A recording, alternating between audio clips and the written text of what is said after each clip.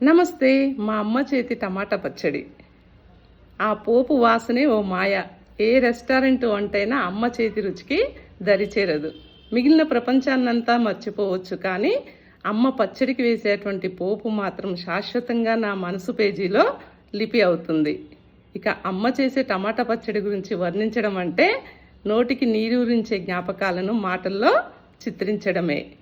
కడాయిలో పోపు చిటపటమని శబ్దం చేస్తూ ఉంటే నా మనసు అక్కడికి పరుగు తీసింది. మీరే చూడండి, మా అమ్మ చేసే టమాటా పచ్చడి విధానము అచ్చమైన మా ఊరి భాషలో విని వినపడక పని చేస్తూ ఎట్లా మాట్లాడాలి అని అంటుంది. పోపు చేస్తున్నా. దేనికి? టమాటా పచ్చళ్ళకు. టమాటా పచ్చళ్ళకి అంత నూనె పోస్తారానే? అంత నూనెనా? ఇది నూనె అంత పోస్తారా? చాలా పోసినట్టు అన్నీ ఎన్ని రోజులకు అవుతుంది పచ్చడి అయిపోయింది కాక. ఇవాళ ఒక రోజు కాదుగా.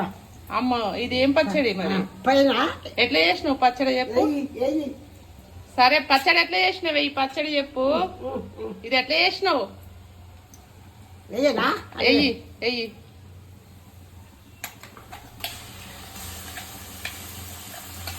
మా అమ్మ పచ్చడి చూడండి ఎంత మంచిగా చేస్తుందో. ఇక తింటే ప్లేట్ అన్నం లాగిచ్చేయచ్చు. ఎట్లా చేసినావు చెప్పమ్మా అంటే వినబడతలేదు, చెప్తలేదు. పని చేసుకుంటే ఏం మాట్లాడితే పని చేసుకుంటా మాట్లాడడానికి రాదా? అయితే బంద్ చేయి.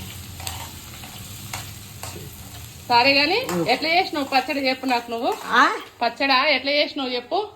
చేసేస్తాను. అదే గట్లనే ఎట్లా చెప్పు. ఇదా ఫస్ట్ ఏం చేసినావు? మిరపకాయలు వేయించాలి, ఇత్తులు వేయించాలి, జీలకర్ర వేసి రెండు ఒకసారి పోసి మిరపకాయలు వేయించినాక నూనె వేసి వేయించినాక ఇంకా పట్టాలి. ఇటు చూసుకుంటే చెప్పరాదు. ఎల్లిపాయలు పోపులు వేసుకోవాలి. ఇటు చూడు, నా దిక్కు చూసి చెప్పు. నా దిక్కు చూసి చెప్పు. దేనికి? నా దిక్కు చూసి చెప్పు. నీ గురించా? కాదు, నా దిక్కు చూసుకుంటా చెప్పు. ఎట్లా చేసినావు? గిట్టే చేస్తా. అదే మొదటి నుంచి చెప్పు మళ్ళా.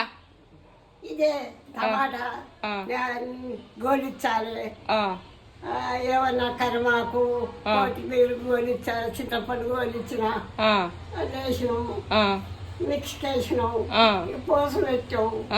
ఇంకేంది? ఇంకా అయిపోయింది అయితే.